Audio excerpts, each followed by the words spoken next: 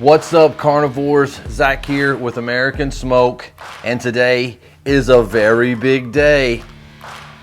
I must have been good last year or something, because I got a visitor for Christmas and it went really well. Let me tell you what happened. Santa Claus came to see me. And I finally got me a new control panel. I don't know if y'all been watching my channel for the last year, but I've had various temperature control issues. I've done various things to try to handle those issues. It's gotten better here, better there, but never what it was for the first year that I owned this pit. I set it at 225. My internal temperature's always reading around 190, 200, somewhere in there. That's why I say on my pit, I call 250 my 225. Because that's how it cooks properly for me.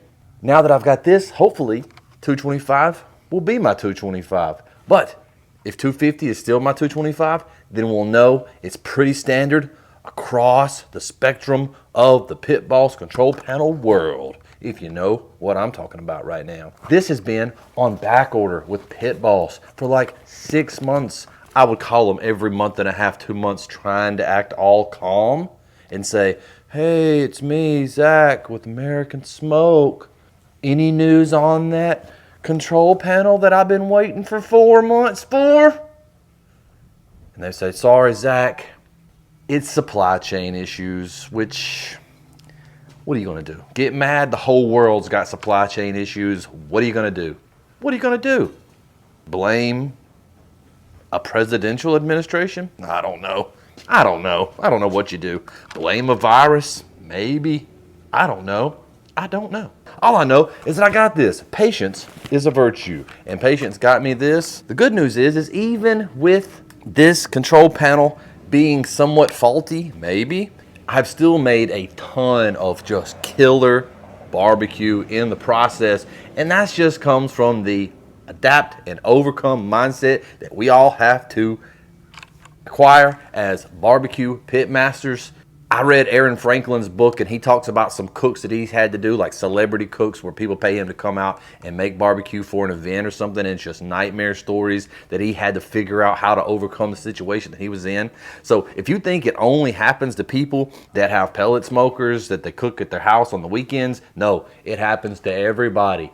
Barbecue trials and tribulations are just a part of barbecue cooking. So today we're going to hopefully overcome some tribulations, get a little bit more consistency in our cooks, and see what happens. And fingers crossed that although it looks exactly the same, that this one has got more precise temperature controls, because this was the original version, and after a year they put out other versions that had 10-degree increments, and I'm hoping that I've got that, because I would love to be able to cook something at 270, 280 in there. So we're gonna go ahead and get these things swapped out. It's a very simple process. So let's go ahead, let's get into that right now. So all that's required to remove this is to take 3 screws off at the top and 4 screws off at the bottom. Let's get those off.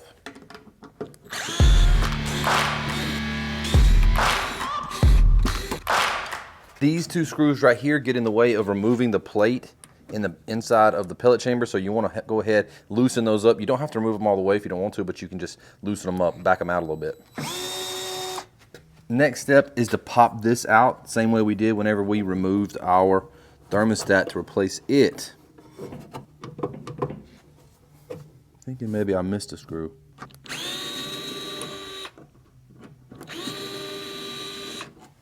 Yeah, that was it. So you do need to remove all 6 screws around the bottom of the control panel.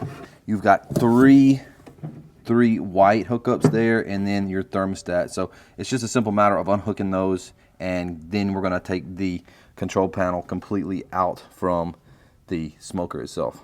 Okay, so we fully disconnected the previous control panel, and it's just a little press in on the sides.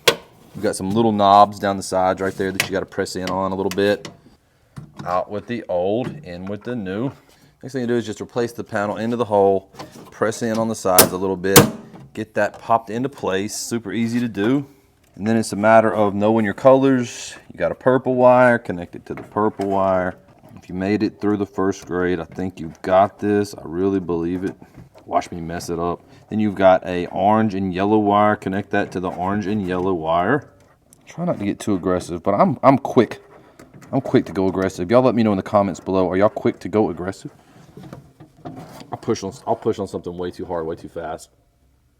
I am not feeling like that is in there. Because it's not. All right, we're gonna come back to that. Gonna hook up this white and black wire. Hopefully that goes together without me having to pop a vein in my forehead. Okay, vein and forehead officially popped. Hook our thermostat up. What's holding us up here, guys? What's holding us up here? I don't see anything impeding this thing going into place. Okay, there it went. All I had to do was look at it and decide there was nothing in the way, and that fixed it. All right. All right, let's close this thing up. What do you say? Make sure that you don't pinch your thermostat wire. Wiggle that back up in there. Well, actually, you're going to want to push your thermostat wire back into the chamber or pull it into the box as you close it. Actually, I think that's going to be your best option. There we go. Then all you got to do is put your screws back on there, and we're going to be ready to rock and roll. Make sure that when you first get started that you have your hand on the panel on the inside of the pellet hopper to hold a little pressure on there. Then once you get one on the top and the bottom, you don't really have to hold anything anymore. You can just sort of get all the screws in place.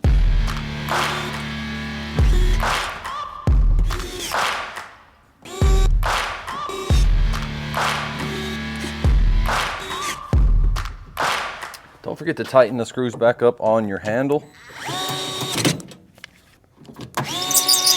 Gotta watch out for Pit Boss's patented butter metal. You don't want to put too much pressure on it because it'll strip out in a heartbeat. Good old butter metal. Everything looks good. Everything looks good. Nice and secure in there. All right. Last steps. Get the power to it and see what it do. Oh, it's alive. It's alive. I'm so happy it's working. Let's see what we got here. 140, 150, 160, 170, 180, 190, 210, 220, 230, 240. Yes, yes.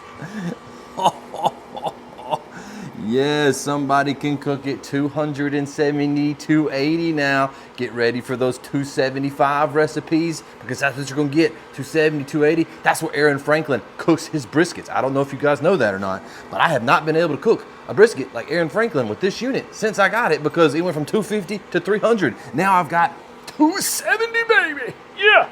That is so epically epic. So epically epic. Oh, I wish I had something to put in here right now. I would go ahead and cook something, but I don't. So we're gonna go ahead and turn this off. Now, it did take time for Pit Boss to get me this control unit, but I will say this, they did get it to me. No charge, covered in the 5-year warranty. Super simple to replace, works like a charm. Can't wait to cook with this thing and hopefully have more temp control in my chamber since I've learned to clean out under my burn plate and to clean it in general.